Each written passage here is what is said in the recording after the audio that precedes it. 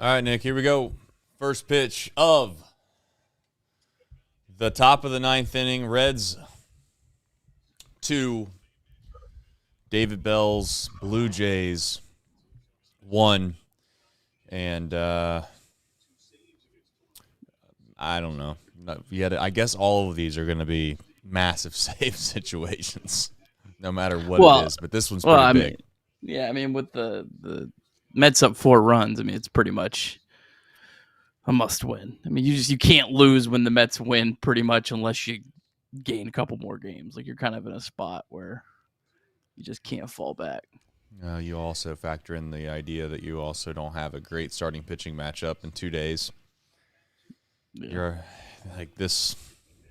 I don't think that's as bad as people might look at the surface level, because that is Bieber's. It's only his 3rd start of the year, and it's actually his first start on normal rest. They have been doing him on like an extended rest, so not saying it's great, but I don't think it's as lopsided as it might appear. If you're a Fangraphs guy, and I know that you are, I was digging into that yesterday, and there was a 54% chance the Reds would win today. There was like a 51% chance they would win tomorrow, and then there was a 34% chance, Nick, that they would win on Wednesday. Yeah, don't shoot the messenger. I love Fangraphs, but I think there's some caveats for guys that haven't got themselves established yet. Gotcha. You're saying they're going off of old school. And it doesn't. When Hunter Greene made his first start, I feel like, to be fair on the other side, like I said, hey, I didn't have high expectations for his first start back. But he did throw pretty great. He threw very well. He threw very well, so it's possible. I'm just saying it's not a typical. That's fair. Let's just make sure we don't walk off the leadoff guy. Yeah, I don't think he had a chance. I'm probably way ahead of you. Yeah, you're ahead. Shout out to the Detroit Tigers, man. You got to love the work they did today. Throwing out a reliever with an ERA of 10 in a tie ball game. What a bunch of bums in that garbage city. As a base hit. It is what it is. Yeah, he didn't have a chance. I think he was already at first base by the time he would have grabbed it. Yeah. It would have been. Well, Miles Straw. This is Tito's guy. This is the guy that this is the Cleveland Santiago Espinal. He can run? Well, he's a center fielder. He's very fast. Kind of a big deal. No. But Cleveland fans were distraught that he kept running out, but he was a terrible hitter. Got it. He's actually played, I think, pretty decent for the Blue Jays. So it's like Blake Dunn, in a way. It'd be like playing Blake Dunn every day, though. Okay, yeah, I could understand how that could. They didn't even do that. Oh my God! You're ahead of me. We're gonna have to fix this. He just hit a home run.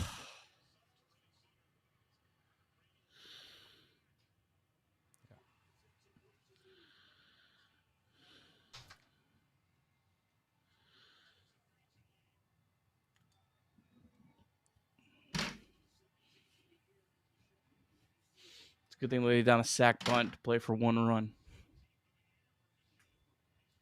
Not just that. You just got to figure out a way to lift the ball, get the ball in the air, and score a guy from third base at some point, too. They did it once. It just wasn't deep enough. Guy was the strongest arm on their team, made a good throw. But it wasn't like it was an unbelievable throw either. I don't know. Game's not over, but... their closer has an ERA of 5, so... Yeah, Jeff Hoffman. Game's not over. But, man. Jesus. I was kind of hoping we would avoid that because it felt like all game that was going to haunt us at some point, that you can't get 2 guys at third base with nobody out and you don't score either one of them. So, and Pagan, we can say whatever we want. Oh, my God. Oh, that one's foul. Okay. Yeah, we got to sync this up. Oh, man, that ball's in the river. Did you see it at first? I was like, "Oh, okay." Thing is, I see if I get a pitch clock. I think it quite literally is in the river. I don't think they're gonna give me a pitch clock.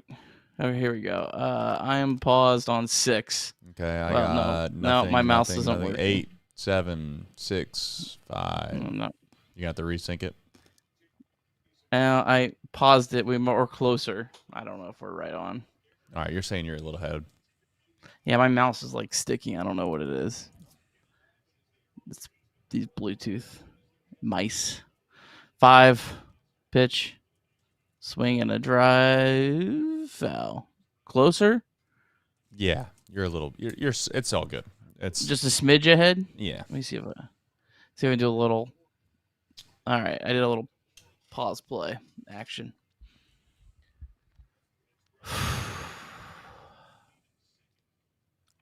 6, 5, 4. 3. Okay, We're close. close. Yeah, just leave it. Honestly, at this point, we kind of got to get outs. I know we all are sitting here frustrated that we're losing, but I'd like to go into the bottom of the ninth, down by 1. That gives me some hope. Not down by 3 or 4. Yeah, I mean, he knew he was due for one of these. I mean, He's been struggling too, if we're being completely frank, for a little while. Like this last, call it 2-3 weeks, 4 weeks, maybe even 4 weeks. That he's just not looked confident or comfortable. They gave him a rest. I mean, got to give the Reds credit. They gave him a good rest too.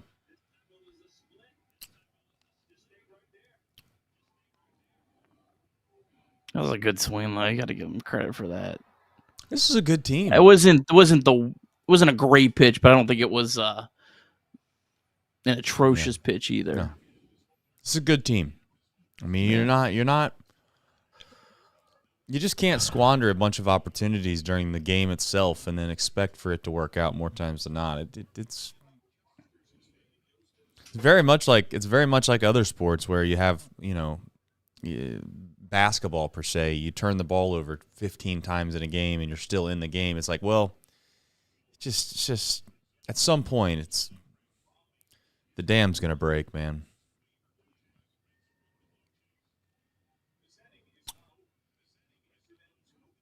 Thank you, Sadak. I am well aware this inning is not over.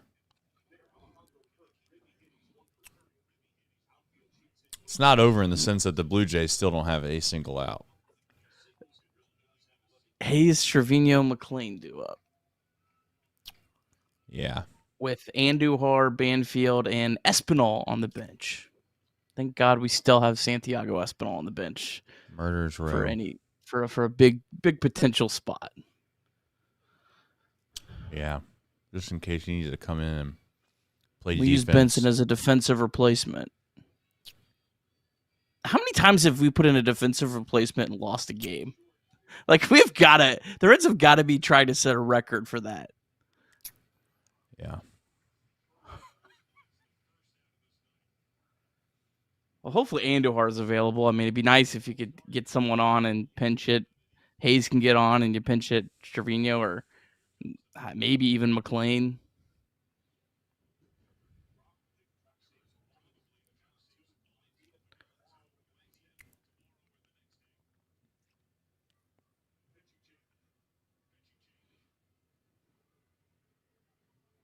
It's a lonely feeling right there, man.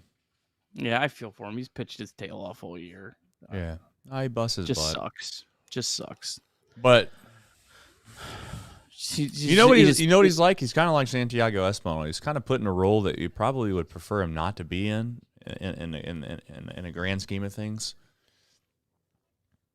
I feel like I like him a lot more better in his role than Santiago Espinal. I know, but I guess my point is like he's going to get a lot of criticism because he's been put in a spot that, realistically speaking, maybe you would argue he shouldn't be in. That any pitches for a team was like zero margin for error too. Like yes, like if you're the closer for the Detroit Tigers, you can blow 5 saves, no one cares because you have a 9.5 game lead in the AL Central. But when you're begging to have any chance of the playoffs, like your margin of error is so much smaller. No, the closer role is one in which you're never going to get enough credit, and you will get a significant amount of the blame if things don't go right. I mean, let's just face it. Like Craig Kimbrell's like the perfect example of that. Like one of the most dominant closers in the history of the sport, and then one of the most hated closers for certain teams. Yeah. Well, the Mets aren't out of it either. It's 10-7. Honestly, I probably have more faith in the Mets bullpen blowing a lead than the Reds coming back. If I'm being honest here.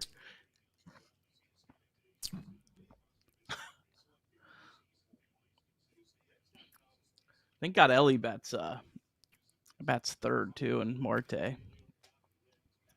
Hate to see one of those guys hit at the top of the order.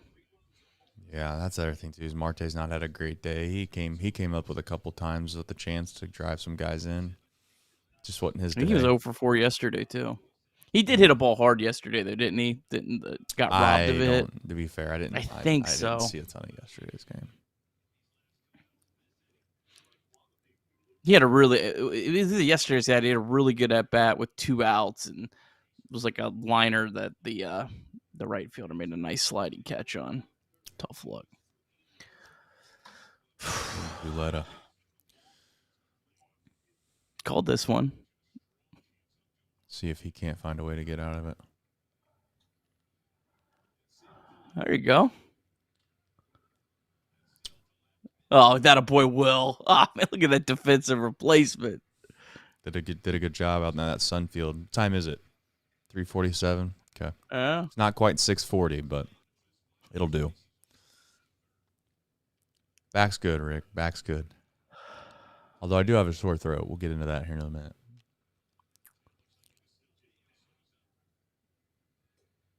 Yelling at refs at soccer this morning? No, I actually don't say nothing at those.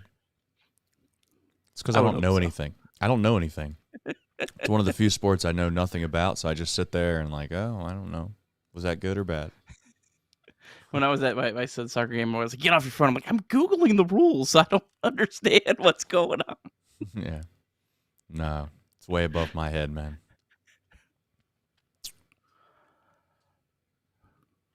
I also wonder if that's how people feel when they watch baseball. It has to be like if you don't follow baseball forever, it's just like this is way too much to take in.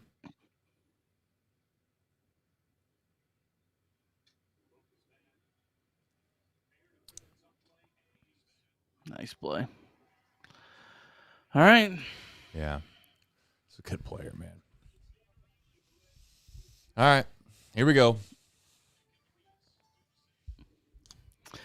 Jeff Hoffman mentioned it last night if you watched a full 2-hour show. If you did, you're a sicko. But Jeff Hoffman on Saturday set a Blue Jays franchise record for the most home runs a pitcher has ever allowed in the ninth inning or later. Nice. So love to extend that. Does he walk guys? Because that's what I would really like for him to try to do here. I don't know. Because the thing about home runs, Nick, is that actually requires the team that's not a part of what Jeff Hoffman is doing to kind of help with that. What I'd like Jeff Hoffman to do here is throw a bunch of balls in a row, because that way I know for a fact we can at least try to do that. As far as hitting home runs, I'm not sure. He doesn't walk a ton. I mean, 3.1, so like possible. He walked a lot in Cincinnati, but he's fixed that. I tell you what, Hoffman, he's not having a great year this year, but he had an incredible year last year. He was an all-star in Philly. Tell you what, the Reds, they have 2 pitchers that they mostly use as starters that they let get away that went to other places. Yeah. And became very good relievers, and Luke Weaver and Jeff Hoffman. And I don't know, maybe that's bad luck. Maybe they needed a change of scenery. You never know. But that is 2 examples that I don't really love.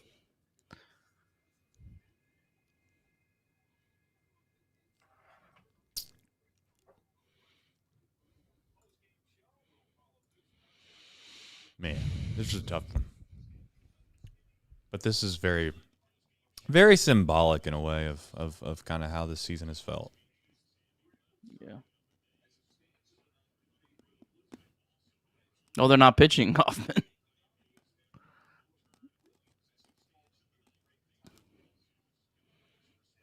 Well, just a guy with a .82 ERA, 19 games.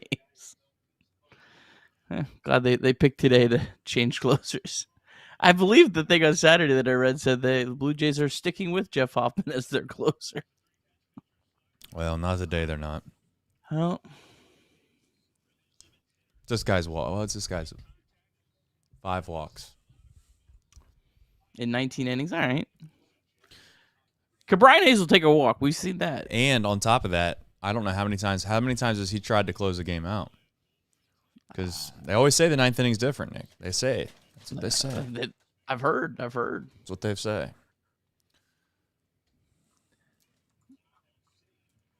Does not have a save on his big league career. All right. This is like a Fernando Cruz type story here. This guy's 34 years old. This is his debuted in 21.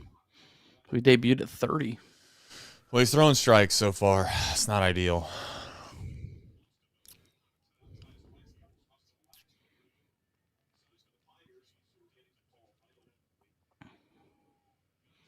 We've had leadoff runners on almost. I mean, how many innings has this team gotten a leadoff runner on today, too? We got 2 runs again. Like, it's just so hard. Like, it's not hard to believe, but it's just so hard to, like. We had a leadoff runner in the first. TJ Friedl walked. Leadoff runner in the second. That one did score. Had a leadoff runner in the 6th. Had a leadoff runner in the 7th. Had a 2-out runner in the 8th. 5. You want to hear something crazy? Because I'm fairly confident when you were listing those all off, I didn't want to interrupt you. Fairly confident Sadak referenced it. Wow. Let's go. While you were rattling them off. Can we find a way to get on base? All right, dude. This guy might as well be. Please tell me Andujar is available. This guy might as well be, like, I don't know, prime Scott Rowland, dude. Maybe even better right now, the way he's hitting. It's be a good spot for a sack bunt. Stop. All right. I do want to talk about the Trevino situation because I think a lot of people think that he failed at his attempt. He failed at what he was doing. Like, he kind of did exactly what you're supposed to do in that spot. I don't know what the Blue Jays were doing. The Blue Jays must have just known they were bunting because they had everybody crashing. Well, I mean, we're back to scouting reports on the Reds for the last week. What do you think you'd be writing down? This team bunts every GD chance they get. Yeah, that's fair. When you at least think they're going to bunt, they're still going to bunt. No, I know. It's almost like it was. They bunt down 2 runs. Yeah. Well, I can't believe that the first baseman was that far in to be able to make the play that easily. Like, that's where you're supposed to bunt the ball, is to first base with a guy on first, because he should be holding the runner on. But obviously he wasn't.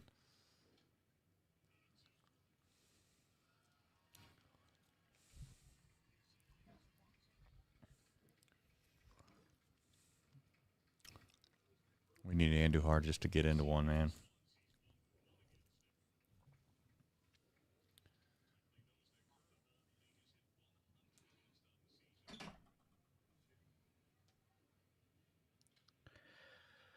Nope. You got to run, though. You got to run. Okay. I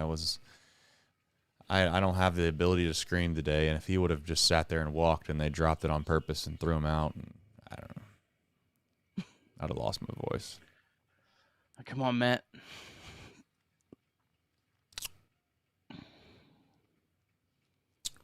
We got McLean, Friedl. Yep.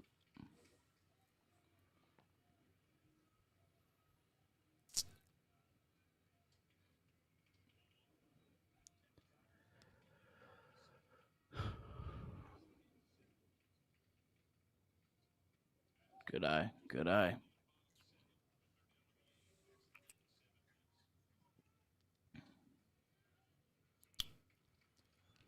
I'll take a walk.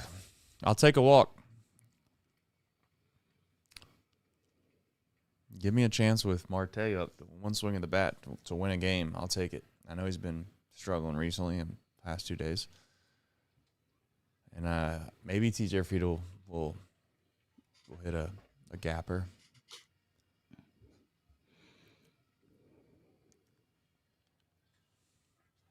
Got a boy, Matt. Oh, you're ahead of me. You're way ahead of me. All right, I'll pause again. That's a big hit, Nick.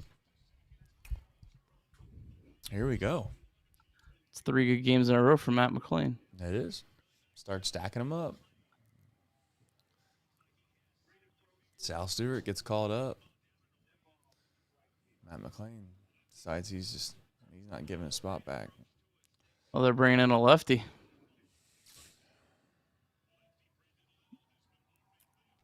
Now I know that now listen, guys. I'm going to tell you what's probably going to happen here. TJ Friedl is going to try to bunt for a base hit on one of these because he does this with left-handed pitching all the time. I don't know if it's just like a tick he has. I don't know if it's a comfortability thing. I don't know if he doesn't feel overly confident in hitting left-handed pitching. That is going to be on TJ Friedl, to be clear. Let's not get crazy in the chat and think that they're trying to bunt. This is. I don't completely honestly hate if he tries to bunt for a base hit and he has like a clear hit. Like if they're not being aggressive against him. The problem is I think that that teams have kind of adjusted to that. Their first basemen are kind of cheating towards second base. I don't know. We'll see. I won't kill him if it's close. But like if he tries to bunt for a base hit and gets thrown on a great play, okay, that is what it is. But if he tries to bunt for a base hit and he gets thrown out by 5 feet, I'm going to be pretty upset. He's not going to be bunting on purpose. Like the put it this way, management, Tito, or whoever else you want to say it is, they're not asking him to bunt here. But here's the problem with it, Nick, is that if he doesn't bunt successfully, they're going to walk Marté, in my opinion, and they'll make Elly turn around right-handed. And yeah, they would. No. Okay, well, they'd be idiots not to do that. You think you'd rather pitch to Marté with a left-handed pitcher than to make Elly turn around and hit right-handed? Marté to this point in his career has better. I've said I don't really believe it, but he has better splits against right-handed pitchers than left-handed pitchers. There's no way they're going to put the tying run on second base.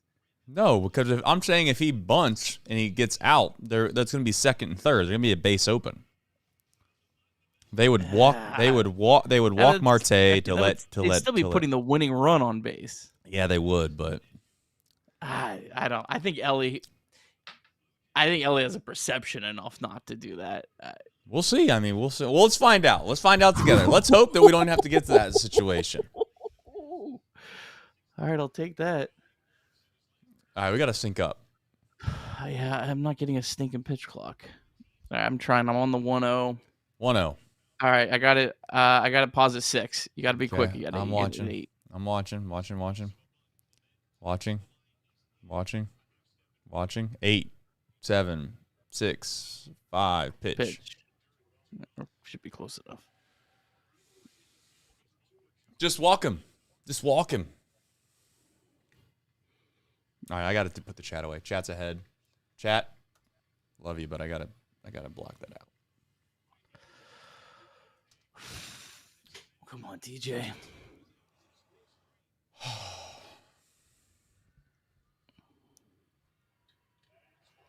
Let's go. Come on, Matt. Matt's got to score. He scored. He scored. Fucking go. All right. I take it back a lot of things I've said about TJ Friedl lately. I got that's the ultimate trump card.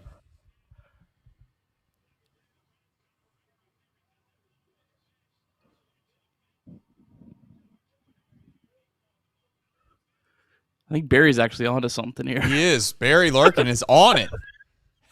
Barry Larkin's having a moment too. Yeah, he has to put his hands up, right? If he tries to play it, he's.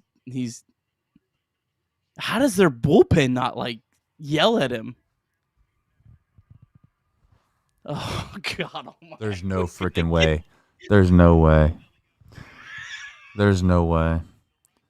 I thought if he tries to play it, I don't know.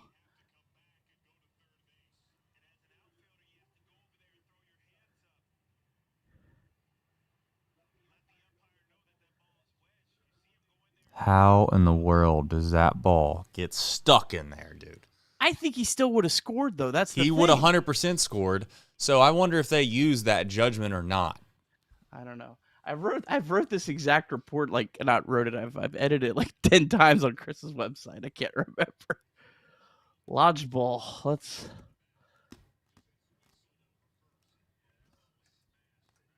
I just assume because they always put the hands up that they have to do that. A ball that sticks in a fence scoreboard is located on the playfield should be considered a lodged ball. Batted ball that sticks in a fence, playfield because a lodged ball. Likewise, ball.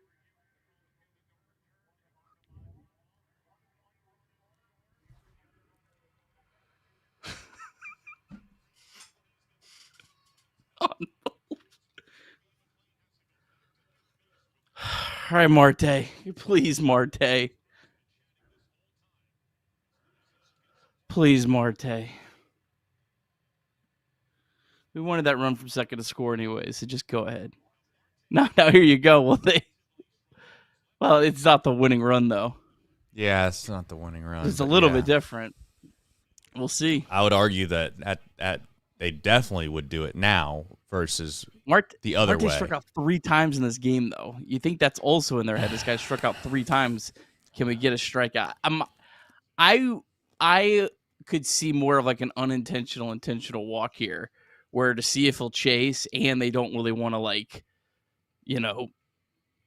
Banners talk a lot about don't want to motivate the next hitter, and Elly. I wouldn't be shocked. I think there's a good chance he doesn't see a strike. He's gotta.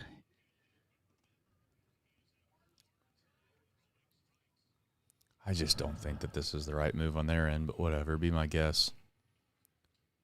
Throws one. Wait a minute. They brought the infield in too. Like they're trying. They're from a percentage standpoint, the winning runs at second.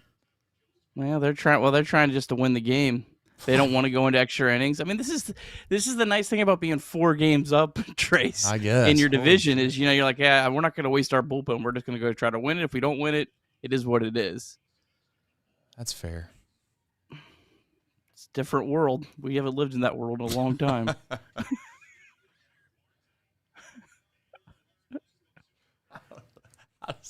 I'm not trying to laugh. I'm more or less crying laughing at this point. How does that ball get stuck in the wall, dude?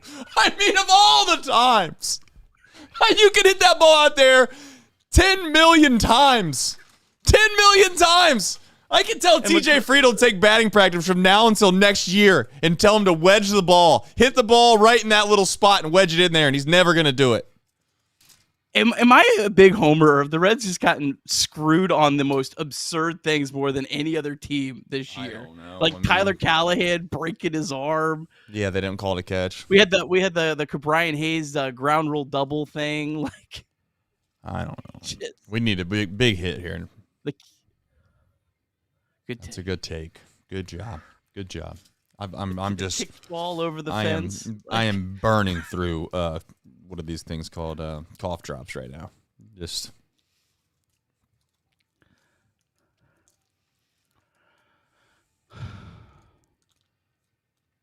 come on. Good take. All right, let's go. Take Noelvi. Don't fall into it.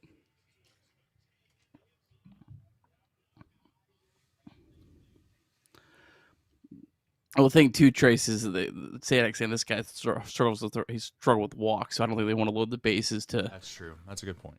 That's also part of probably their logic here.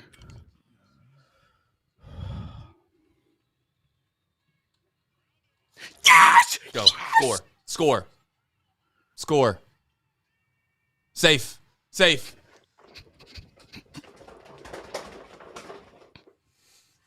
We're saying season's alive. Holy smokes, dude.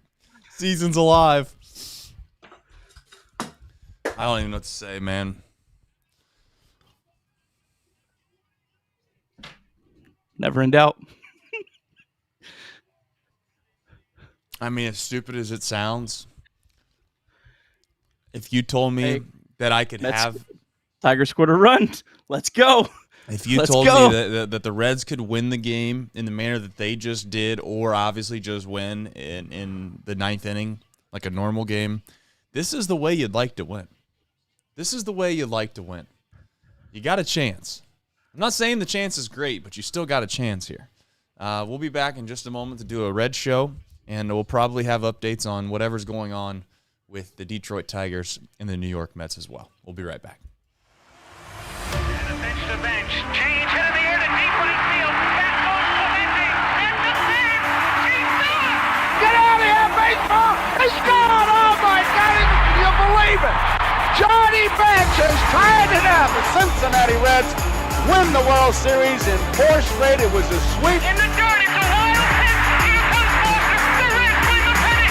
Larkins won the game. That ball is fair. Cincinnati's ahead. 2 games to none. Welcome Joe Randa to Cincinnati.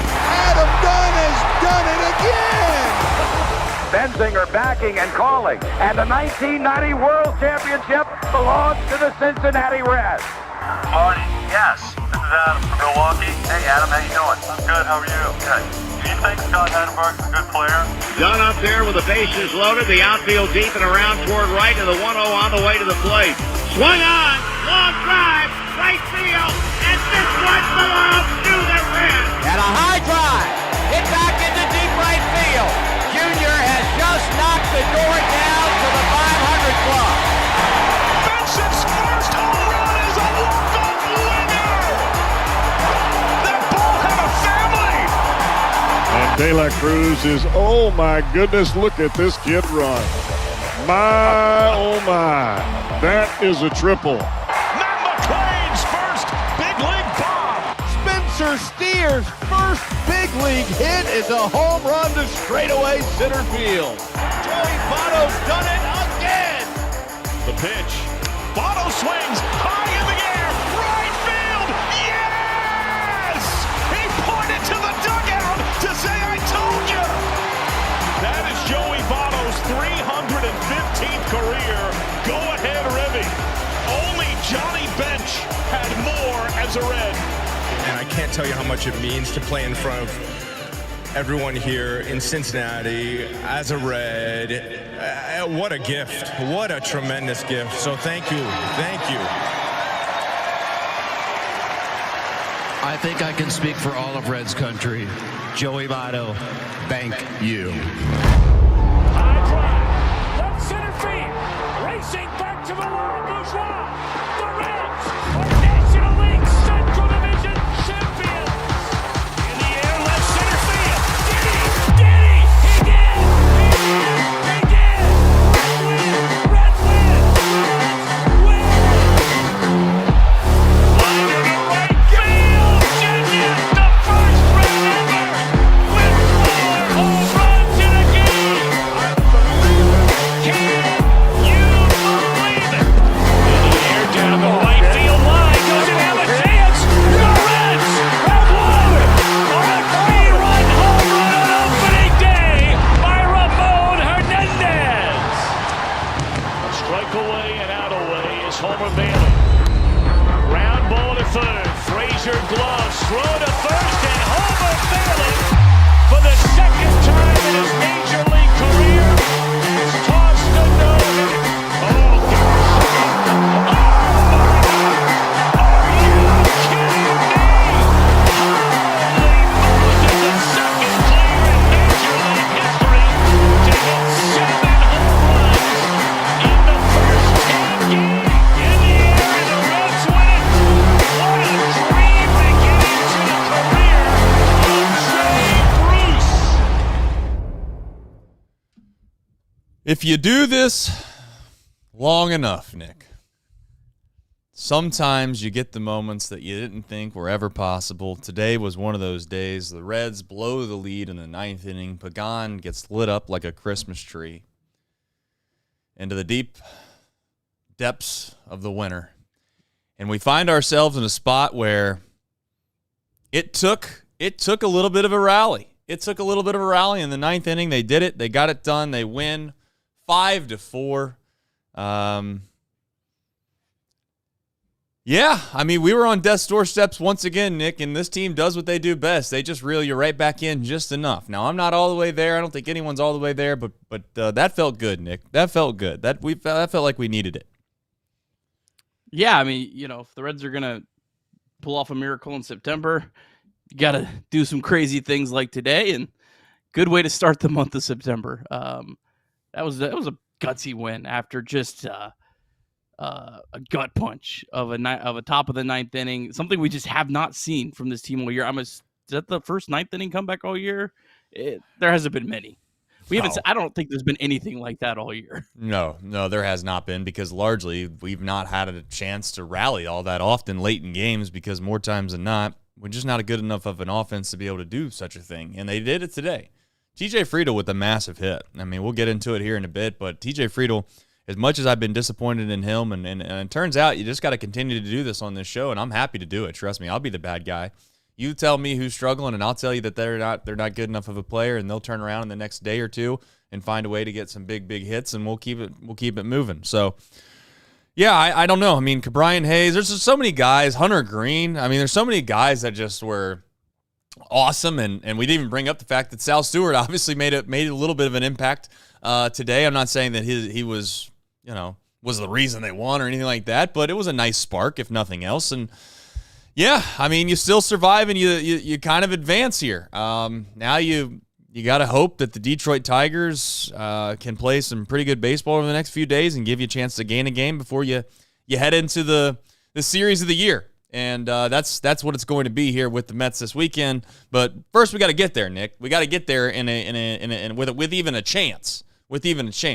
And today felt like the way things were trending, we were quite literally not going to have any chance at all come this weekend. And this is exactly what today does. It gives you a chance. So big walk-off win.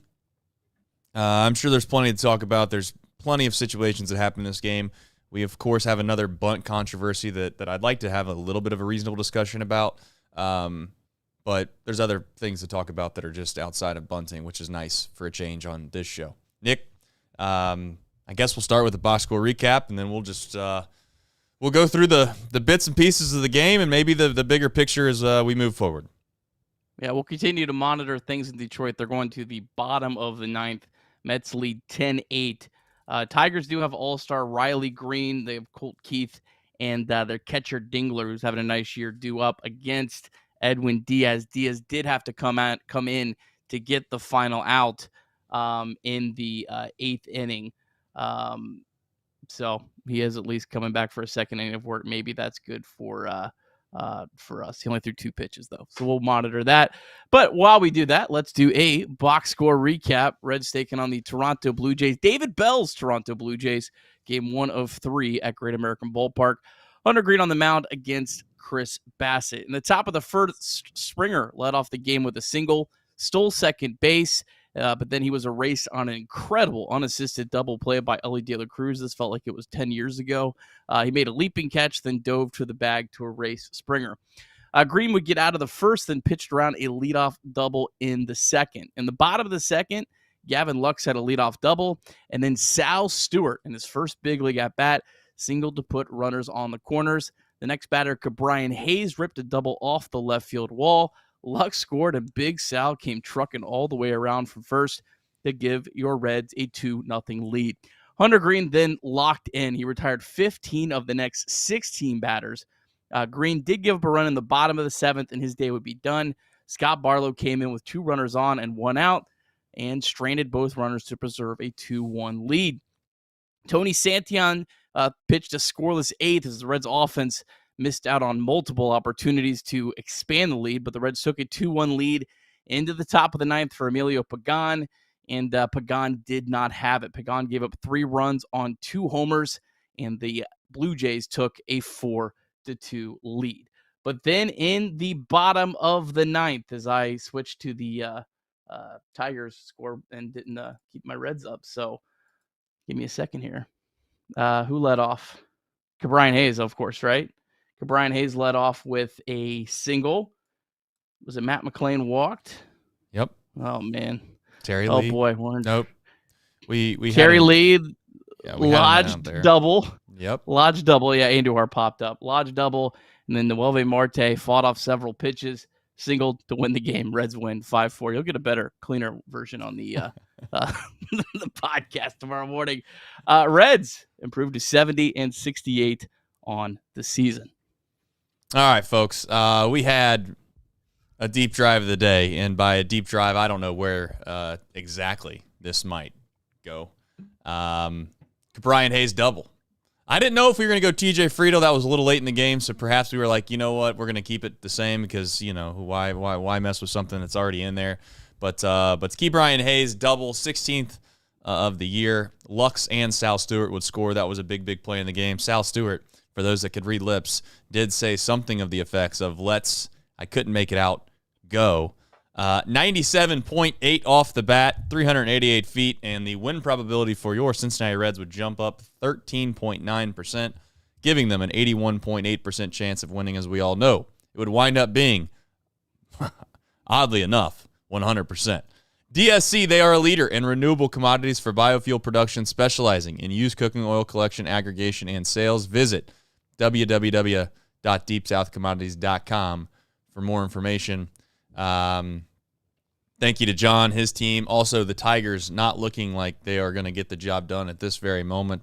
They have gone strikeout, line out, and they are down to their last strike as we begin this show, which makes it all that more important, Nick. I'm not suggesting that we'd like to see the Mets to hold on to make this feel like it's more important. And I guess kind of from an outstretched perspective of this, they don't have to automatically correlate with each other every single night. Obviously, if the Reds were to lose the day, Mets were to win, Reds win, Mets lose tomorrow, they obviously still are in the same spot they would have been going into that final game of the series before you play them.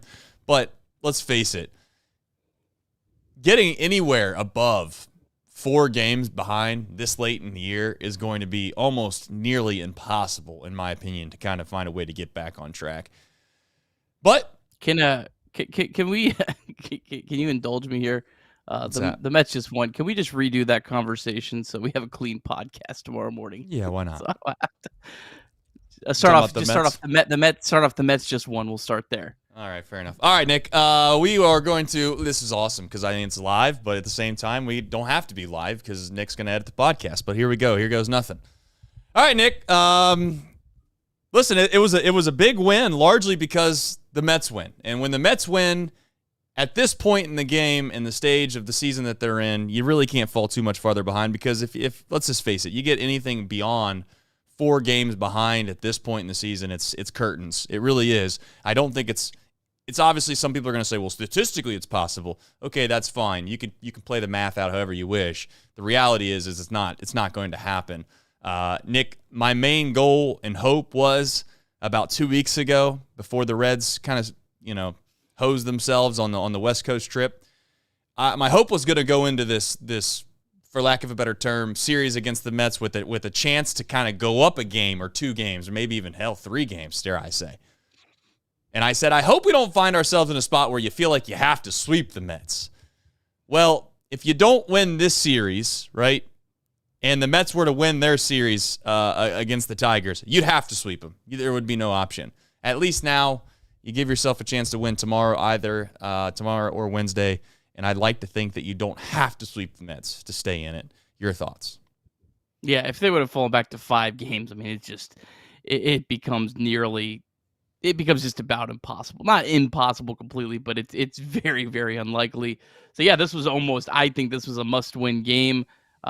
Which just makes that 9th inning rally all the more special and kind of keeping the season alive. And, we were talking while we were watching the 9th inning together, for this Reds team to overcome being 4 games back, they were 5 games back at one point. For them to overcome that, they're going to have to do some crazy things. They're going to have some special moments. And September 1st, couldn't have started any better than this. And then, yeah, I mean, if you could find a way, I think, to win one of these next 2 games, you'd have to get very unlucky to go into the next series, at least only 4 back, right, and a chance that if you win 2 or 3, you're still, you have a fighting chance. So, and at least it definitely gives you a chance if you were to sweep the Mets to really feel like you have a real chance. So, yeah, I mean, I think you just have to find a way to win one of these next 2 games, but you also at some point have to be greedy too. So one of the next 2 is like an absolute necessity. but at some point you're going to have to win the extra game you're not supposed to. Right. No, I think everybody that follows along on a daily basis is 100% in agreement with this, and they also understand that the deck's stacked against us a little bit. I mean, let's face it. In order for this team to get to a spot where they're going to make the postseason, they're going to have to do something pretty remarkable. And today's hopefully the start of that. Speaking of today, Sal Stewart's debut. There's going to be, as we said already, there's going to be many fans that are just like, well, this is way too late, et cetera, et cetera. And then there was this thing during the broadcast that made me kind of like, I'll be honest, I need clarity on this because I wasn't sure if I heard this right. Is Spencer Steer healthy or not healthy? I don't know. Maybe that's part of the reason they brought him up. But at this point, it's nice to see him get an opportunity. Tito had said pregame that they weren't going to bring him up if he wasn't going to play. So I'd like to think that he's going to start, most games, Nick. How long it takes before he gets pulled for a defensive replacement, we'll find out at a later date. But it was nice to see him get a hit. It was nice to see him score from first base, get excited, feel like he's a part of the team. Because I'm sure that's also kind of a weird situation, right? You come into a situation with the Reds where they're playing, I don't want to say life or death because that's not really truly what it is, but for the season perspective, to put this in perspective, they're playing life and death games for their season from here on out. And you just kind of come up here and this is your first time in the big leagues. You're kind of probably like looking around, taking everything in. And then all of a sudden, boom, it hits you, and you got to be a productive part of a team that needs you. And it was nice to see him get off to a good start and not have this maybe monkey that eventually kind of gets on your back because you've not gotten the big hit or you've not been able to get over the hump to help the team. So nice to see. Nothing more, nothing less. Yeah, these kind of things can be massively overblown, so I don't want to go too far that way. But it felt like he was an injection of energy, kind of like Will Benson has felt at times to this team. It was that type of feeling. Awesome debut. I mean, just nice for him to come up and have a quality at bat in his first time in the big leagues in a big spot. Yeah, getting thrown right into the fire in a big game. He looks like a guy that's absolutely ready for the moment. That's not going to shy away from it. That's going to be scared. He looks like a guy that says, F it. I'm giving it all I got, and you'll get what you get. So you love that. The interview with his dad was just incredible, man. I was tearing up watching it. Just a really awesome story. I didn't even really realize, like his father, had that kind of story. I guess I just never really thought of that. And so that was just cool. That's one of the things that just makes this game of baseball so special. And even like in 2022, when the Reds are losing 100 games, you'll still have some guys that have those moments. And that's just one of the coolest things about this sport is that. And it was just cool that they got to be there and get to see their son have a big day and help a Major League Baseball team trying to get into the playoffs. Yeah, no, a Labor Day game that was obviously pretty awesome, 100% going to be unbelievably memorable for his family, the way that it even ended, right? I mean, it's just kind of fairy tale stuff. And on top of that, I the interview with his dad was cool, just from the perspective of, he appreciated what America kind of provides. And I don't know, I just thought it was really cool that he kind of shed some light on his ability to be grateful in that moment and kind of show his emotions, which was nice to see as well. So all that, what it means, who knows? I know that many of us probably have callous hearts, and we really only care about whether or not the Reds can win or lose. We're not really overly worried about a family being excited about their son making his major league debut. But it really was only held possible that this had a winning outcome, or an outcome that kind of, in my opinion, Nick, that had a positive ending, was because of Hunter Greene. And it's almost like he's going to be an afterthought for many people after a day like today, because there are a lot of people that helped contribute to this win, and we'll talk about them all here in just a minute, whether it's TJ Friedl, Brian Hayes, Matt McLain, another that's a big hit. I mean, that's a big hit in the ninth inning by Matt McLain. All of that said, Hunter Greene, in the start that he had today, showcases why you still have hope for this baseball team. I find myself watching this team sometimes, and you just get overly frustrated, and we'll talk about the fact that they stranded two guys at third base and couldn't get them in twice with nobody out. You see that on one hand, it kind of like frustrates you, but then you watch you watch the starting pitching that you get night in and night out, and you think to yourself, man, like, it can't be all for naught. Like, it can't be completely dead. And I was starting to think, is this what, with college football season's coming around, I was like, is this what Iowa football fans feel like sometimes when they think they might be able to win the Big Ten? And then I'm like, well, maybe that's a bad thing because they never do win the Big Ten. But maybe that's what they think. I don't know. It's like you just have such a good, solid starting staff. And Hunter Greene, he's that guy, man. I hope we all can at least agree on that. Like, I hope we can at least come around the corner here. For a guy that got ridiculed for not that long ago, for a guy that can't get you deep into games, has a bad contract, which turns out to be one of the better contracts the Reds have done. All of these different things that people have put on the feet of Hunter Greene. He's been as good as you possibly can be, and if not more, outside of maybe you could call it the injury situation that he's had throughout this year. But it was just nice to see. I thought he was excellent, and he gave him a chance to win and hang in it. Yeah, also coming off his only not great start coming back. I don't think he was terrible against the Dodgers, but it's more just Andy Pajes kind of went off against him. But to bounce back from that against a great lineup. I mean, this lineup was third Major League Baseball in OPS entering the day. So to go as deep as he did into this game, especially when you kind of see where the Reds bullpen's at, that was important. And I mean, it'd be interesting. I wonder if the Reds would try to manipulate at all their starting pitching and try to get Hunter Greene. They have off days this month. I don't know. I would definitely consider trying to manipulate your starting pitching and try to get Greene more starts, because to the Reds starting pitching that's been great, Hunter Greene's on a different level, and I think he's going to be on a different level in September than anyone else. So if you can find a way to get him one extra start this month, I think you have to try to do it. Yeah, and I'm not saying 3 days rest. I think that typically is a fool's errand unless you maybe get into like the last week of the season, right, and stuff. But they have off days where they could still go on normal rest. I think they should try to do that with Hunter Greene.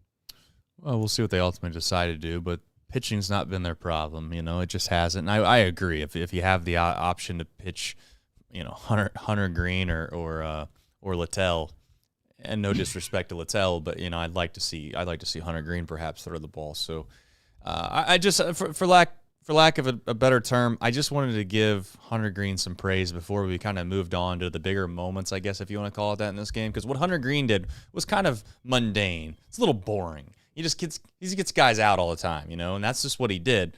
And he gave this team an unbelievable opportunity to win the game, where otherwise, you've seen how good. I guess that's the other part of this too.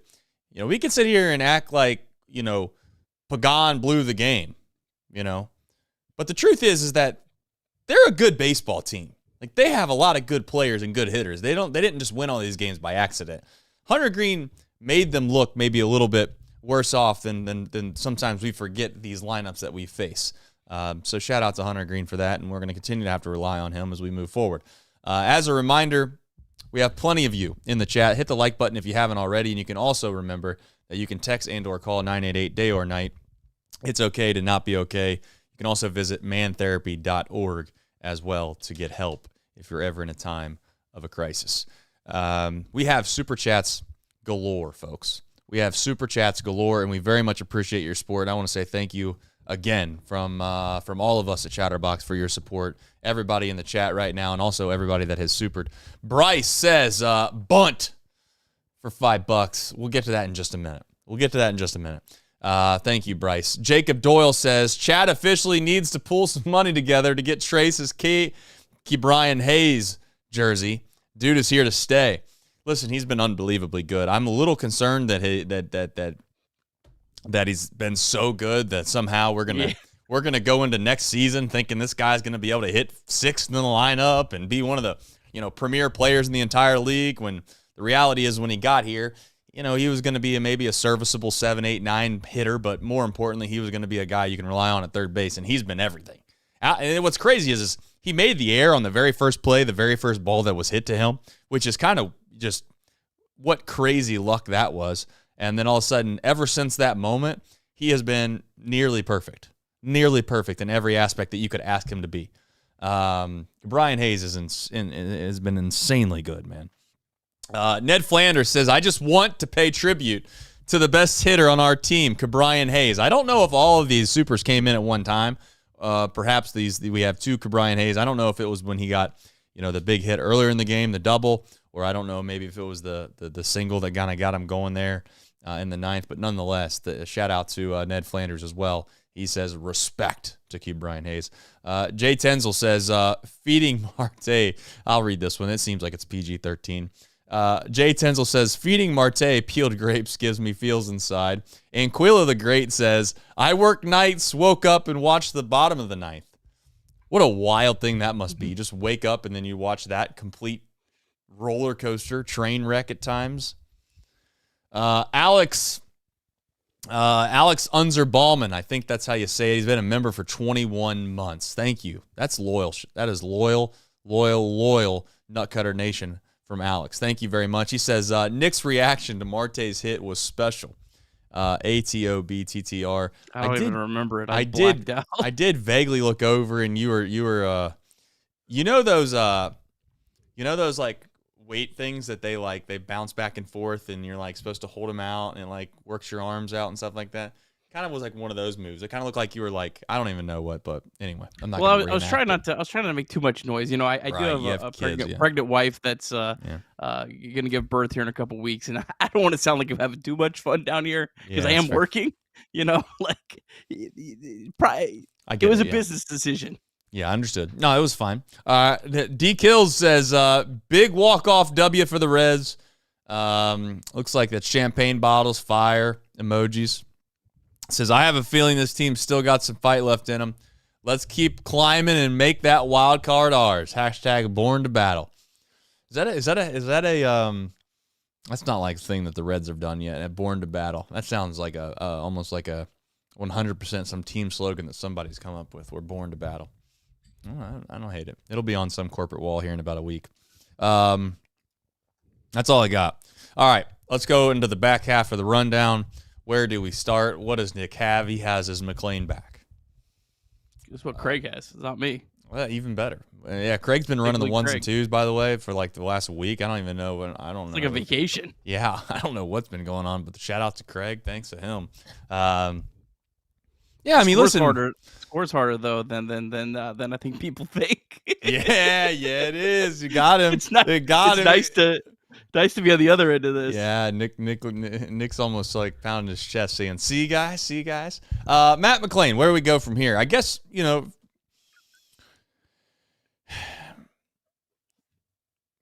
I just don't want to make too much of it, right? It feels like I've done this before with some other players where it's like, all right, finally, this guy has come back and he looks like he was before and he's here to stay, and then that doesn't happen, and then all of a sudden you're frustrated again.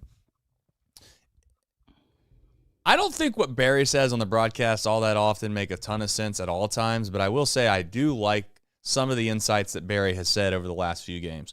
I think Barry's onto something from the idea that Matt McLean either has one of two things going for him, maybe both. One is that he's starting to hit the ball a little bit harder, and he's also hitting it to all fields, and I think he's gaining some confidence that no matter where he's pitched at this point, he's going to hit the ball hard. And I think when you have that as a hitter, it kind of just bleeds into the rest of your at-bats, and you feel confident to be able to kind of see pitches longer. You feel confident to be able to understand that you don't have to be overly anxious from the very moment you step in the box. Because when you start struggling, Nick, I think you start pressing. You start to try to get it. You start to try to question every little thing that you're doing. You start swinging at pitches that perhaps you really shouldn't be trying to offer at just because you want to make sure you don't strike out. Give Matt McLean a lot of credit. He's had some big hits the last few games, and he's hit the ball very, very hard. Yeah, 5-game hit streak. It's somewhere to start. I mean, that's where he's at. 2 home runs. Today, drew a big walk. Huge walk, obviously. And, massive walk. Had a hit as well. So, yeah, he just needs to keep stacking games. I mean, the thing right now is I think McLean's put himself in a spot where he should be the guy playing second base the majority. And certainly Santiago Espinal should not be starting against left-handed pitching, because it seemed like they had been in a platoon situation, because Espinal had been getting the starts against lefties which I kind of understood because I think Tito's thinking is Espinal has good career numbers against left-handed pitching. Even though McLean's probably better against left-handed pitching, we'll put Espinal in those and we'll just, it was just that thing. But at this point, McLean definitely should be playing over Espinal. I don't think there's any debate about that. You just hope, you hope he could have a hot month. You need a lot of guys. It's not really like, well, we need one guy to carry us. We really kind of need like 3 or 4. So if McLean can be that guy, if you can have Elly come back, maybe TJ Friedl can get hot again. Yeah. Obviously, Noelvi, Marté. You need 4 or 5 of these guys. You need like kind of what the Mets had this last month, and maybe add that with some good pitching. Yeah, listen, I don't think this is going to be like one guy can fix the entire thing, which was the whole point with Sal Stewart. But I do think that there is the idea similar to what Austin Hayes brought, believe it or not. I know right now it's hard to remember this, but earlier in the year, Austin Hayes brought a little bit of a sense of lengthening the lineup to this lineup earlier in the year, and I feel like it kind of got them going a little bit. Matt McLain being somewhat serviceable at the plate, Ke'Bryan Hayes being somewhat serviceable at the plate, and by somewhat serviceable, Ke'Bryan Hayes has been unbelievably good. I don't want to downplay it, but I'm just saying what you expected to get versus what you're getting is such a shot in the arm. And then you add in the fact that if TJ Friedl can get going, and I said it once, I'll say it 1,000 times on this show, he's been a disappointment to me ever since the All-Star break. He's not been nearly good enough, and if you're going to hit leadoff every single game, you're going to have to be a little bit of a better producer at the top of the lineup for your offense to feel like you have a chance on a night-in, night-out basis of making a difference.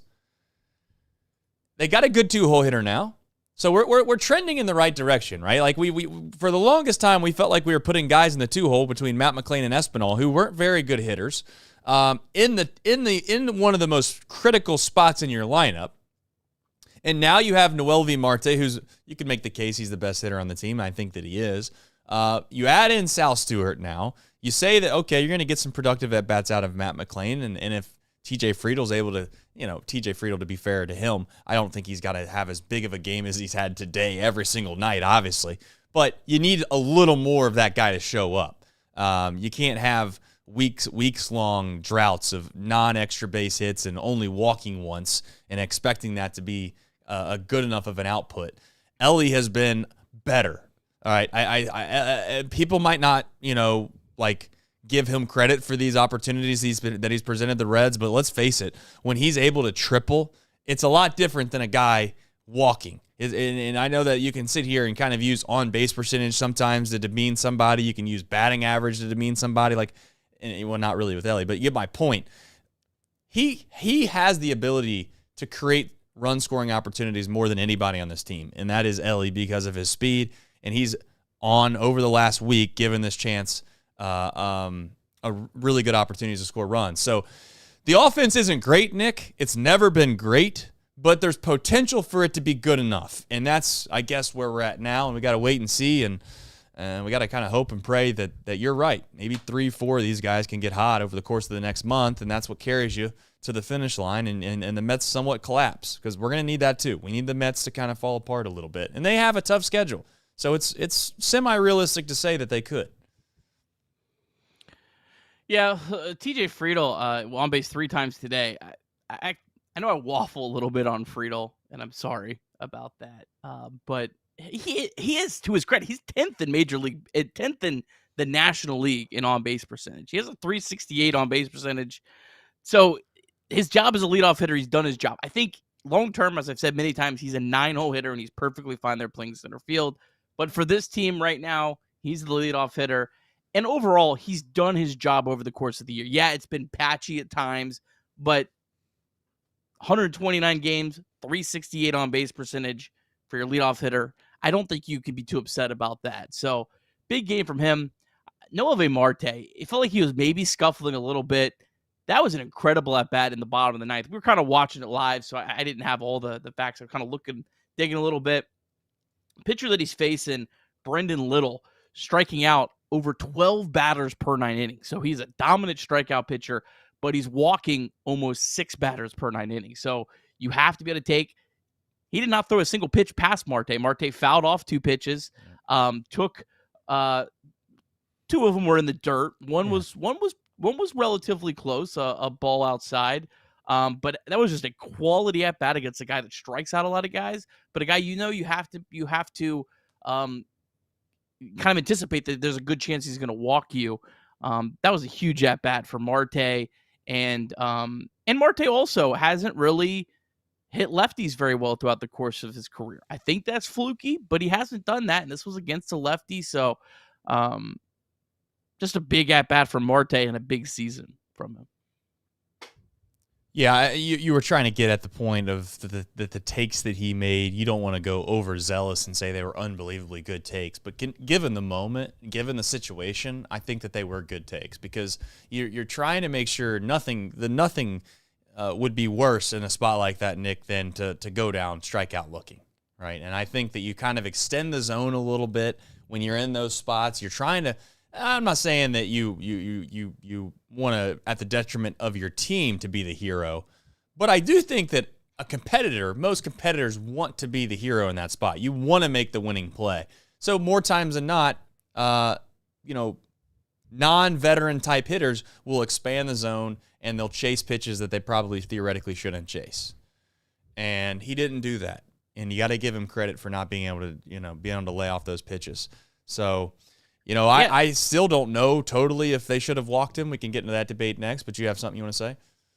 Well, they got 5 straight knuckle curves. And, it's maybe easy to take those, but how many times do we see a guy get in a check swing situation, where it's not like you fully attempted, but you just couldn't hold up. He was able to do that.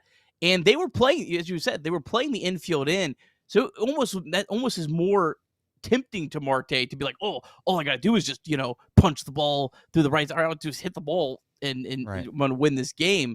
And so he didn't try to do too much, fouled off some pitches. And that was a huge at bat for him. And, man, I'm so excited about his season. No matter what happens, I'm just so excited about what he's done. He's the Reds' right fielder.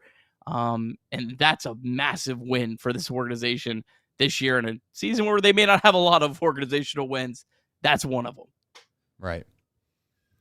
Yeah, I think personally I would have put, and I don't think the Blue Jays totally know all of this, but if we're being honest from a Reds perspective and a Reds fans perspective, if I were the Blue Jays, I would have put the pressure on Elly. I would have done that because I feel like Elly's also had some moments of recent that have not gone his way where I think that just that starts to mount a little bit. You might put too much pressure on yourselves. And I also think if you move Elly to the right side against left-handed pitching, I just don't think it's not that I think. I know for a fact it's not nearly as good as what he can do from the left-handed side of the plate. And I would have just taken my chances with that. Now, having said that, Nick, you had mentioned that the guy does struggle to throw strikes, so maybe you don't want to load up the bases. You allow him to not only walk in the tying run in a spot like that. That's possible. So you said it yourself. I think that the Blue Jays were in a spot where I don't want to say they didn't even care, but they definitely didn't want to go to extra innings, and that was pretty evident because in no right world do I think that the best move there is to play the infield in if that's like Game 7 of the World Series type situation. But they said to hell with it. They didn't feel like dealing with extra innings, and they were perfectly fine with either winning and or losing the game, and give Marté credit for putting the ball in play. And it is funny how the game goes because that was a ground ball, right? And I know everything happened so fast. I think it was a ground ball through the infield. Singles on a ground ball to left field, 99.7 off the bat. So can you tell me, could you look this up really quickly? What was Gavin Lux's ground ball that he hit to the first baseman there in the inning that we weren't capable of scoring? Elly De La Cruz from third base with nobody out, which would kind of jump into my point. Maybe it wasn't hit like that hard, to be fair. But 60.7. So it wasn't hit it hard. All right, there you go. But my point was getting at was like, everybody is always like, you got to hit the ball in the air. You got to hit the ball in the air. It's like, well, more times than not, if you hit the ball hard, it works out. And I thought, Gavin Lux put the ball on the ground with the infield in. I would have liked him to be able to lift the ball, yes. But I also don't think it's as easy as everybody makes it out to be, Nick, of hitting a fly ball deep enough to score a runner from third base. Now, with Elly on there, okay, I understand. But we've had Trevino at third base, obviously, that's gotten thrown out in the past. It's just not as easy as we make it out to be sometimes. Speaking of not being easy, It seems like this team with sacrifice bunting, it's not easy either. They have struggled, to put it lightly, on trying to get a guy over from whatever base they're on to the next base with a bunt. Here's my thought on this a little bit. I know fundamentally we are so out on the bunt, many of us are, because of the situations at hand that have played out prior to, right? It's almost like we're leaning back on our previous history of this experience, and we are out on it because of that. I do think there are times where the bunt will make sense for this team. It's not like they should never bunt ever.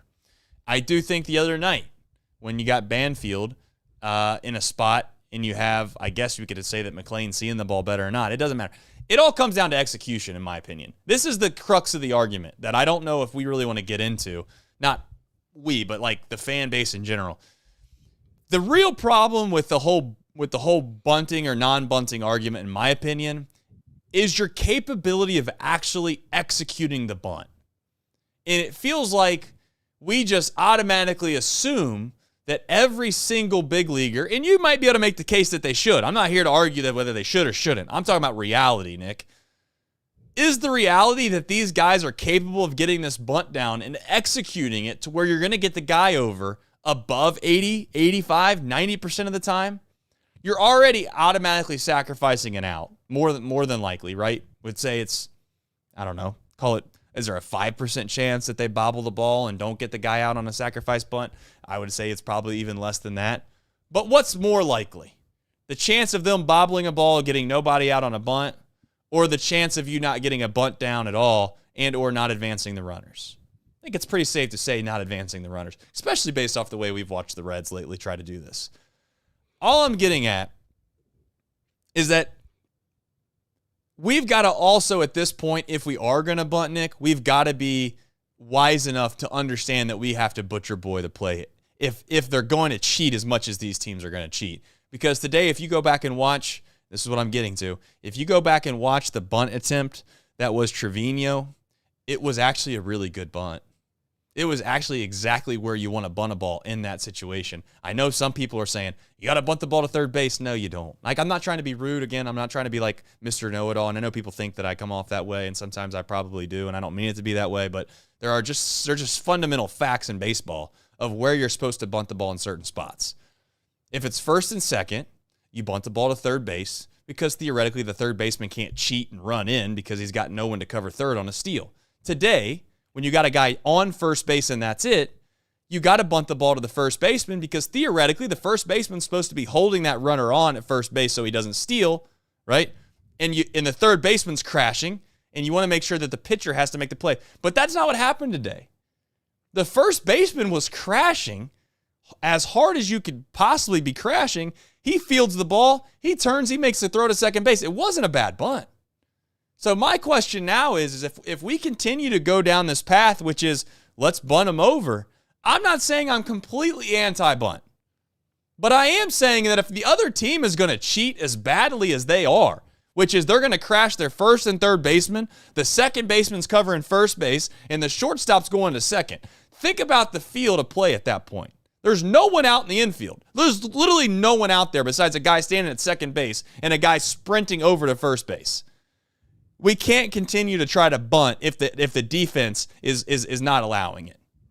I mean, to put it in perspective, it'd be like trying to continue to run a toss sweep when you have 11 guys in the box on defense as a defense when you're trying to run the ball. It just, you can't do it. You can't do it. And I know today everyone's going to sit there and say bunt, bunt, bunt, bunt. I don't hate it because of some of the guys we have in this lineup, Nick, that whether it's Banfield or Trevino, they're not the most productive guys at the plate. But my bigger question is one, can they bunt?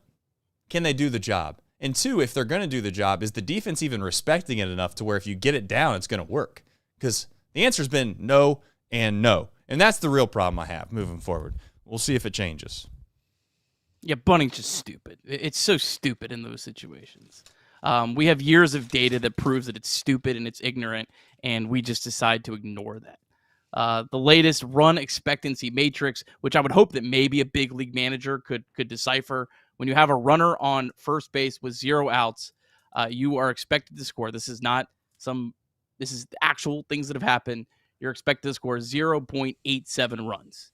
When you have a runner on second base with 1 out, you're expected to score 0.67 runs.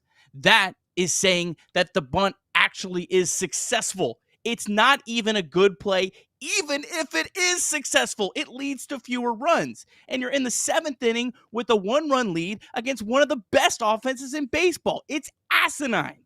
It's backwards. I don't care if they bunt good. They don't bunt good. It's a bad baseball play.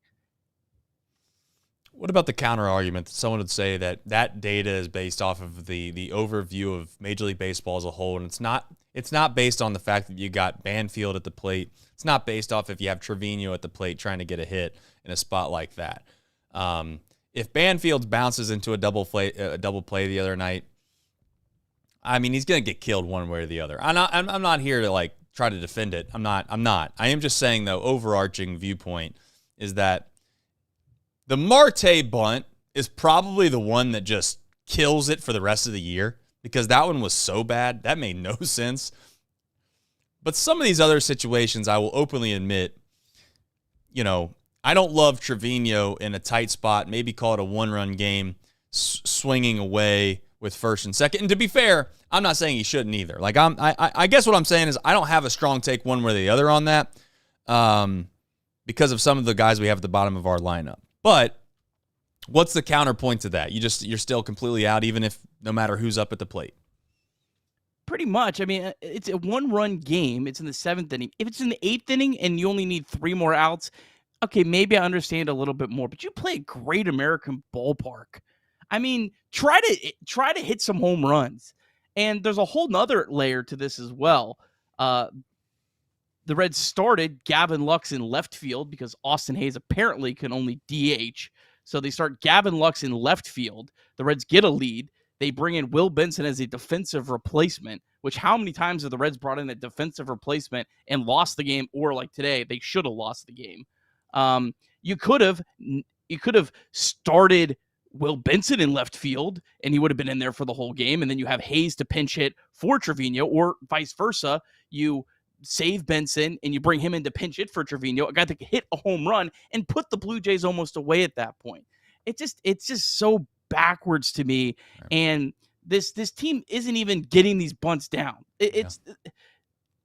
I don't know. It's proven to be a bad play if you're successful, and the Reds aren't even being successful. Yeah, I think that's the best argument. Honestly, that's the best argument that I believe the anti-butt crowd even has, even above and beyond the expected runs, right? We're talking about tenths of a decimal here on some of these situations on bunting or not bunting. The real outlier in all this, and where you have a huge statistical kind of margin or an area where you could say that this is definitely not the right play, is what you just said. They've not done a good job of getting the job done. I mean, if they put it this way, if they would have successfully made a few bunts here and there, like if Banfield gets the bunt down and it works and they get the guys to second and third base and they get a hit, it makes sense to continue to do it because you've seen it be successful. And you could say, well, the analytics, I don't really care what they say, because for us and what we do, I've seen it work. They've not seen it work. They've not seen it work once. And that's the real crux of the problem, is that a lot of these guys don't bunt in the minor leagues. A lot of these guys don't learn to bunt in the minor leagues. And the reason for it, Nick, is because of what you just said. A lot of the data has shown that perhaps it's not the best move to be made in the first place. So why are we going to spend a bunch of time learning how to do something that we don't even really think, I guess we do now, but from an organizational level, we don't really want to do anyways. So I think that's why you don't see a lot of guys bunting in the first place, is because they don't really believe in it anyways. So we'll see. I'm not, to be very clear, I am not anti-bunt no matter what. I honestly don't even think you are either. I just think that this idea of having to do it every single time that you get in a spot where you have what seems like a good opportunity to score is what's killing this offense a little bit. Like even today, in the 9th inning, Nick, is TJ Friedl bunting right there in a spot where you, like, I know it's 1 out, but Who did they pinch hit for? Help me out here. Who did Andujar pinch hit for? Trevino, maybe? Trevino. So Trevino. Here's my point. If that was the third inning of the game, right, and they get a leadoff guy on, and Trevino comes up, is he being asked to sacrifice that guy over to second base to try to get him? And let's just think about how that inning plays out versus what actually played out, which is they scored a lot of runs. They had a chance to score even more runs. The game ended. So your point's well taken. I think most people understand. Just for the anti kind of analytics crowd, or the people that are going to say, well, bunting's still important, et cetera, et cetera. You have to at least factor in, if you can't get the bunt down, that has to weigh into the decision. And it seems like right now it's not. It seems like we just expect these guys to do it, and they're not doing it. Credit to them as well. It's harder than ever to bunt in Major League Baseball because these pitchers throw incredibly hard. Their stuff is nastier. A lot of them can't throw strikes. It's hard. Like, it's a lot easier to bunt when you're bunting against guys that their fastball's 91 miles an hour. So, like, it's just nuts to me. And my last point on this, because I've seen people, well, he scored second. If you put him on second base, it's easier to score. If the Reds had scored that run on second base, that still would not have been enough to win this game. Still wouldn't have, because the Blue Jays still scored 4 runs. And you have to expect that you're playing a great offensive team with a bullpen that's not lights out. This isn't 2012 Broxton, Marshall, Chapman in the 9th inning. I mean, Santillan and Pagan, they've done a nice job. We'll talk about them here in a second. But they're not foolproof. You're facing a good offense. You can't play for 1 run. No, that's fair. It's a good point.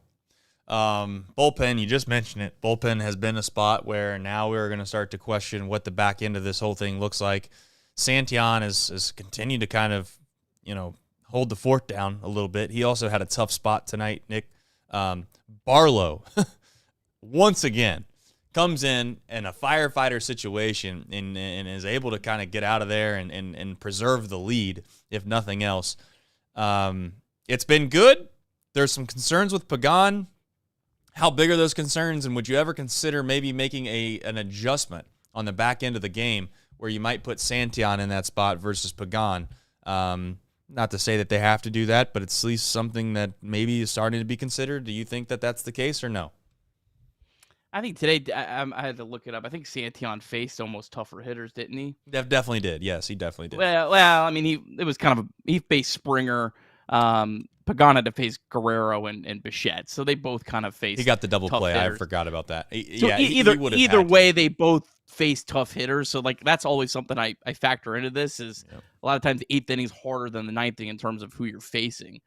We have seen this with Pagan, where he had some ugly games and then rattled off 10 games in a row. So I feel like he at least deserves some grace, but you're not in a spot where you have a lot of runway left. So you do kind of have to be aggressive, but I think at this point you're kind of stuck with what it is.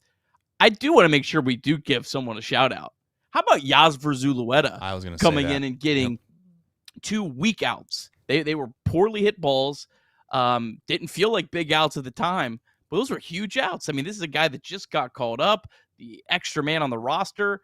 Got the win. Was that his first big league win? It might have been his first big league win. I don't really care about wins, but shout out to him. Let's see. I got to see. That was his first big league win.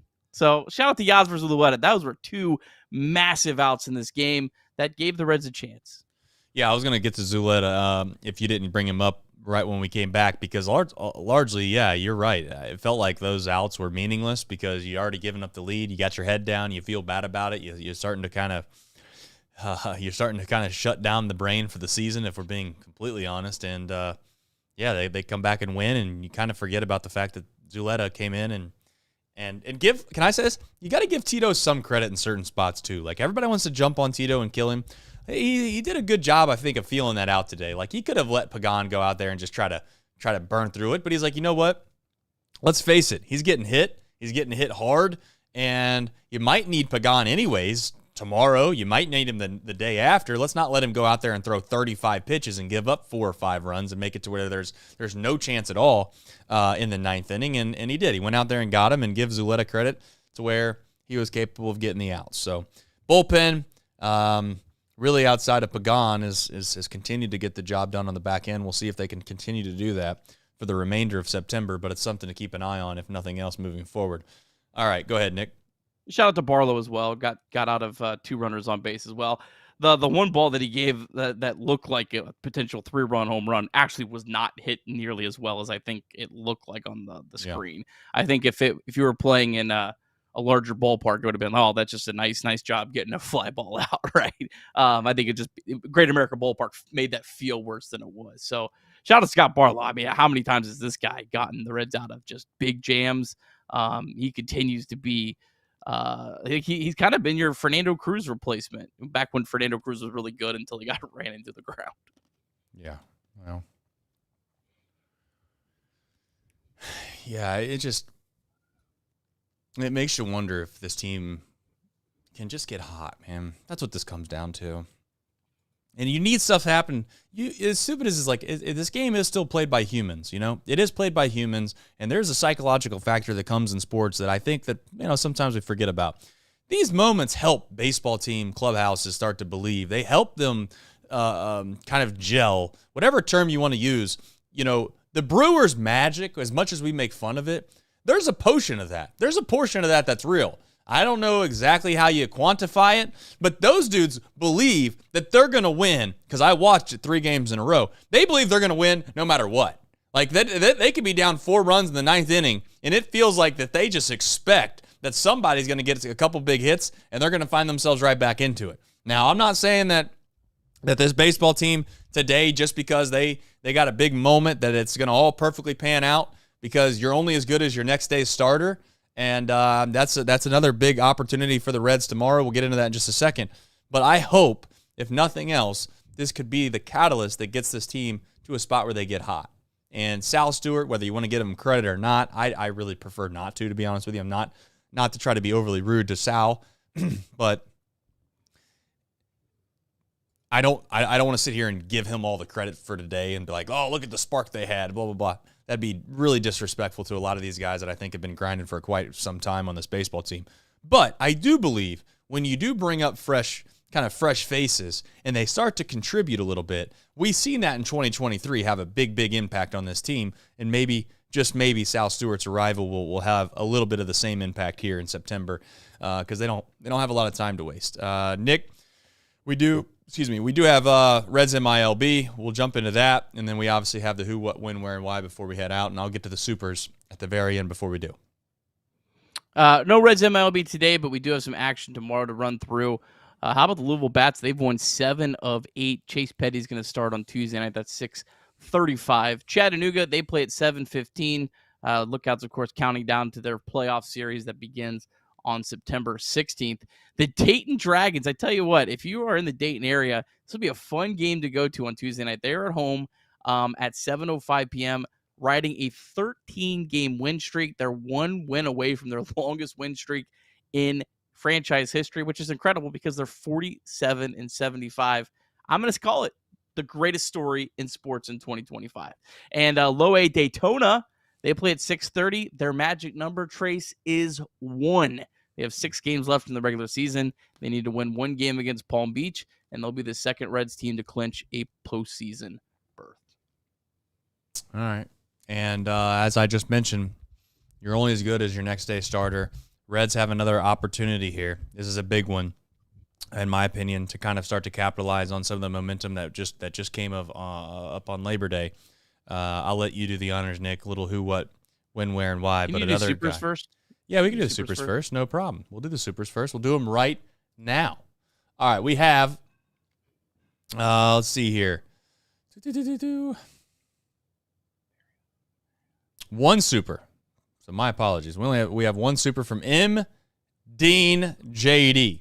He said, I saw the ending of the game in person at GABP today, but watching the replay of you two watch the 9th inning was way more entertaining. There's no way about that. I don't know about that. Yeah, I mean, listen, we've done a lot of these shows. I know Craig and the guys have done a lot of these shows. They're few and far between when it comes to the opportunities that exist in the 9th inning and actually pulling off the comeback. I remember let's face it, when you there's like certain things that a baseball team has, and if you know they have a really good closer, there's something to that from a psychological perspective that really, at least it deadens my heart. When he gave up the home runs, I'm not saying, Nick, I was excited because I knew they were going to come back and win by any stretch of the imagination, but I at least had some semblance of hope that they could get the job done because there wasn't anyone that I knew on the back end of that bullpen that they were going to be able to rely on, at least of late, that they probably felt like could 100% get the job done. And you know what, Nick? The ninth inning, I think it proved itself today. The ninth inning, there is something weird about that ninth inning, isn't there? It's just weird. It's a little bit harder to get the last 3 outs than not. You'd like to think from a statistician perspective that the outs are the same and who cares because it's just the same as any other inning. But well, the Blue Jays and I guess the Reds proved that to be otherwise tonight. Yeah, sorry. What are you trying to figure out exactly? Are you trying to figure out what Shang and Lynn's doing? Are you trying to figure out some notes for tomorrow's starters to give you some information? Okay, That's you know fair. it's a busy day. We have a day game after a show that ended at 11 o'clock last night. Trust me, I know. Yeah, I will say I can buy some time. You know, I'm relatively decent at that. I'm close enough. But I will tell you, we are going to. No. Listen, if you ask for time, I'm going to give you some time. You don't get to dictate this. Sal Stewart said that was probably the best game of my life. Not going to lie. That's called big league PR training right there. That sounds like a kid talking. If we're being completely honest, Nick, can you throw that back up there, Craig, again? I mean, that sounds like my 13-year-old if I asked him how the game went. That was probably the best game of my life, man. Not gonna lie. Anyway, shout out to Sal Stewart. Love you, man. I hope you keep getting big hits. That's awesome. But yeah, and also the mustache. What a wild thing that is. Also, tomorrow we are going to be somewhere, and that is Smoke Justice. Please remember that you can come join us Tuesday, September 2nd. For those that are wondering, that's tomorrow. Okay, tomorrow is Tuesday, September 2nd, 4:30 to 6:30. Come hang out with me, Craig, and plenty of others will be there, hopefully. And we will be at 302 Court Street in Covington, Kentucky. Join us at Smoke Justice. If you're listening to this on the podcast, you can join us tonight and hang out with us before the Reds game. And hopefully the Reds can find a way to masterfully win another game. And hopefully the Mets lose. That would be fun. So we'll see you at Smoke Justice, what will be Tuesday, September 2nd. Today, if you're listening in podcast form. Tomorrow, if you're listening right now. Nick, I gave you as much time as I could. All right, Reds back at it tomorrow against the Blue Jays, back to a 6:10 start time. Nick Lodolo's second start back off the IL. I thought his last start wasn't maybe as bad as his final numbers. Went 4 2/3, gave up 4 runs against the Dodgers. Only walked 1, struck out 6. This will be the first time he's ever faced the Blue Jays in his career. Blue Jays are 22-12 against left-handed starting pitchers this year, so they have hit lefties well. You got a guy, Davis Schneider, that's kind of a left-handed masher. That's a platoon player that you would expect to see tomorrow. Little has faced several players on the Blue Jays. They're 3 for 14, but got to looking through a lot of the names. They're not guys that start, so probably not worth a whole lot there. Reds will be going up against Jose Barrios. Start with the good. He hasn't pitched great of late. ERA over 5 over his last 8 starts. Thing you love, he's given up 9 homers in his last 8 starts. So hopefully maybe the Reds could hit a few balls out at Great American Ballpark. Good career numbers for the Reds against him. 4.35 ERA. However, those were in 2018 and 2020. Last 2 years, 2023, 5 2/3, scoreless, 1 hit. Last year, 7 innings, 2 runs. So he's pitched well against the Reds of late. And Reds active hitters. Not good stuff. 10 for 59, only 1 extra base hit. That's a triple from Elly De La Cruz. Miguel Andujar is 0 for 9. Trevino's 0 for 8. Steer is 0 for 5. Friedl is 0 for 6. So you know what? Tomorrow's a good day to turn that around. Well, let's hope so. Reds obviously are in a spot where they need to win damn near what feels like every single game. Some folks are asking about the future starters or the projected starters against the Mets. And for those that are wondering, that is going to be Abbott, Singer, and Hunter Greene. against Jonah Tong making his third big league start, I think. Yep. David Peterson, a lefty who's really struggled of late, and Kodai Senga, who's also really struggled of late. Those are not official yet, but that's how it would line up. The Mets tomorrow, they play at 6:40 as well. They have Noah McLean, their rookie sensation, on the mound, who's got to be due for a bad start. Please, God, he's got to be due for a bad start. Sawyer Gipson Long going for the Detroit Tigers. Let's hope so. All right, folks. I will see many of you tomorrow for the pregame show, I hope. For those that I will not see, I know that Craig will be holding down the fort with me, so it will be Nick, and who are you going to be with? Mike. Nick and Big Mike. League Mike. All right, that's going to be a good show. You guys are going to be holding the fort down when the show is over, and obviously myself and Craig will be at the pregame show. So a lot of Chatterbox Reds tomorrow, and hopefully we'll find a way to win another big game. You know what? I'll tell you what. I'll make a deal. I'll make a deal for everybody. I told you that my back hurt. I'll tell you what. I don't know how many more dunks I have left in my career. I don't know how many. I don't have any. Maybe we'll have to do it like this. I'll tell you. We're gonna have to start kind of whittling them down, similar to the fireball, Nick. You know, it used to be like, oh, let's rip some fireball after a win. Well, then we moved that to where you had to win the series. I'm not ready to take the dunks from every single game to perhaps maybe we make it like when they win the series. But at some point, I don't know how long I'm going to do this show. It's probably going to be when they walk games off.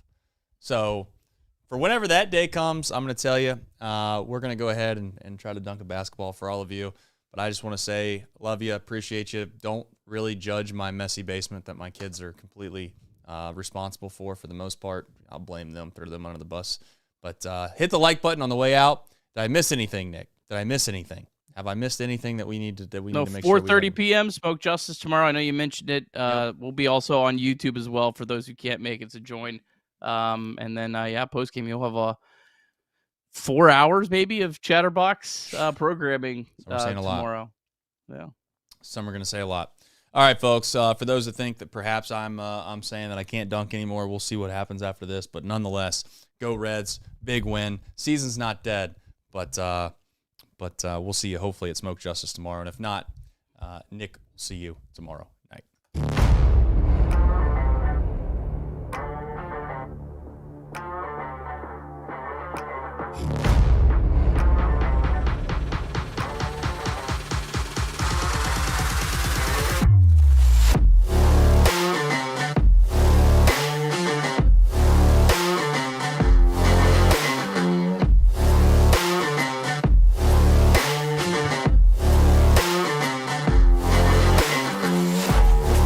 Never did play football.